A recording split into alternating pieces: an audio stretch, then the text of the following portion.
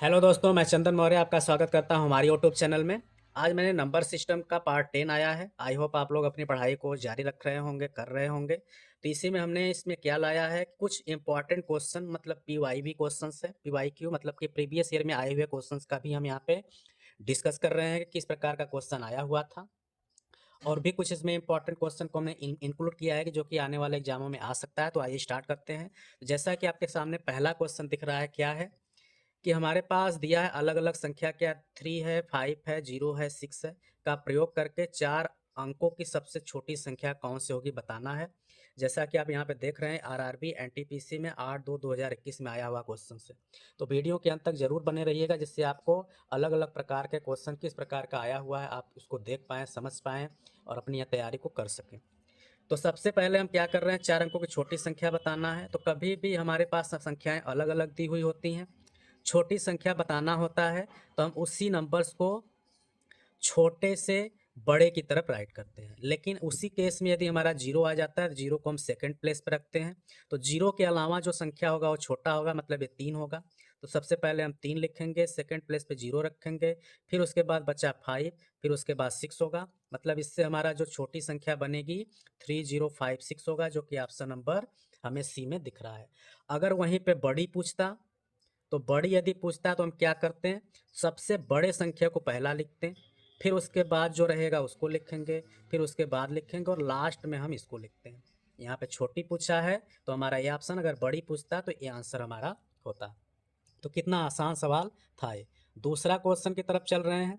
दूसरा क्वेश्चन हमने क्या लिया हुआ है, 1265 में से क्या घटाया जाए कि 29 से पूर्णतः कट जाए। मतलब बोल रहा है कि इस 1265 में से ऐसा क्या संख्या हम घटा दें कि हम अगर यदि उसमें 29 से भाग करें तो वह पूरी तरीके से कट जाए। तो ऐसे क्वेश्चन में हम क्या करते हैं, जिससे कटने की बात हो रही है उसी से हम जो दिया हुआ नंबर है उसमें हम क्या करते हैं, डिवाइड करते हैं। तो डिवाइड आपका इसमें लगभग 4 बार में जाएगा। 4 9 36 को 6 हाथ से लगा 3, 4 दूना के 8 3 11। अब 6 में से 6 जीरो, 2 में से 2 1 गया, 1 1 कट गया, यहाँ उतरा 5। अब ये कितनी बार में जाएगा, जैसा कि हमने अभी डिवाइड किया था 4 बार में, 4 बार में तो 116 आएगा। इसका मतलब 4 बार में तो जाएगा ही नहीं, उससे कम है। तो इसका मतलब कि 3 बार में जा सकता है। 3 9 27 को 7 हाथ से लगा 2, 3 दूना के 6 2 8। अब ये आ जाएगा 15 में से 7 कटेगा 8, यहाँ बचा 9, 9 में से 8 गया 1। मतलब कि हमारा शेष कितना बच गया, 18। इसका मतलब यही हुआ कि यदि इस संख्या में से हम इस 18 को क्या कर देंगे, घटा देंगे, तो जो आने वाली संख्या बचेगी वह किससे कट जाएगी, 29 से। तो इसका मतलब कि जो हमारा ऑप्शन नंबर सी होगा वही हमारा क्या होगा, करेक्ट होगा। आप देख रहे हैं कि आपका आरआरबी एनटीपीसी में 5/4/2016 में क्वेश्चन आया हुआ है। अगला क्वेश्चन देखते हैं। अगला क्वेश्चन हमने क्या लिया हुआ है कि 171 गुणे 172 गुणे 173 को यदि हम क्या करते हैं, 17 से विभाजित करते हैं तो शेष क्या बचेगा। ये आपका क्वेश्चन आरआरबी ग्रुप डी में 26/8/2022 में आया हुआ है, शिफ्ट थर्ड में। तो ये भी क्वेश्चन आपका बहुत ही आसान होता है। सबसे पहले इसको हम राइट कर लेते हैं, 171 गुणे 172 गुणे 173 डिवाइड करना है किससे, 17 से।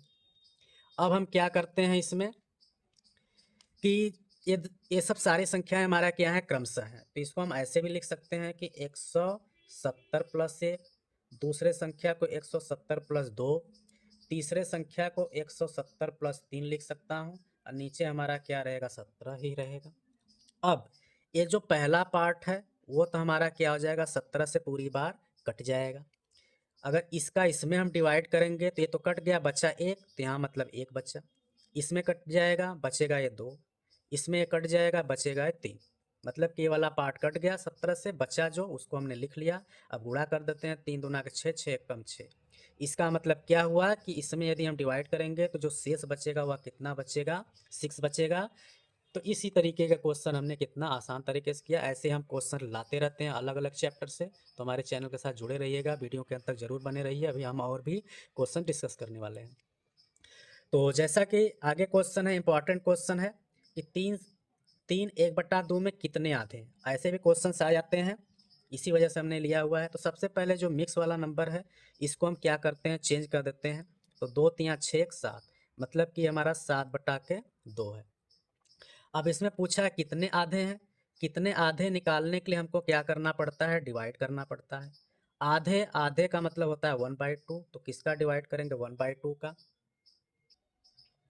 तो 1/2 का डिवाइड करना है। अब हम क्या करेंगे, इससे 1/2 ही होगा। कोई भी संख्या अगर डिवाइड करना रहता है इसको हम मल्टीप्लाई करते हैं तो ये संख्या चेंज हो जाता है, मतलब कि डिनोमिनेटर और नोमिनेटर में चेंजिंग हो जाती है। ये नीचे आ गया 1, इस 2 से 2 कट गया, बचा हमारा 7। इसका मतलब क्या हुआ कि 3 सही 1/2 में कितने आधे हैं, तो 7 आधे होंगे। तो इसी तरीके से आगे क्वेश्चन बढ़ते हैं। अब जैसा देख रहे हैं कि यहाँ पे क्वेश्चन नया है, 5/6 में कितने 1/6 है। वहाँ आधे पूछा था, यहाँ पे 1/6 पूछ रहा है।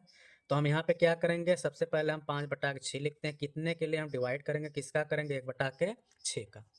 अब उसके बाद हम क्या करेंगे, पहला संख्या तो हम उसी तरह लिखेंगे, डिवाइड को मल्टीप्लाई करेंगे, पलट जाएगा 6/1। 6 से 6 कट गया, बचा 5। इसका मतलब कि इसमें हमारा जो आधे की संख्या आएगी वह कितनी आएगी, 5 आएगी, जो कि हमको ऑप्शन नंबर बी में दिख रहा है।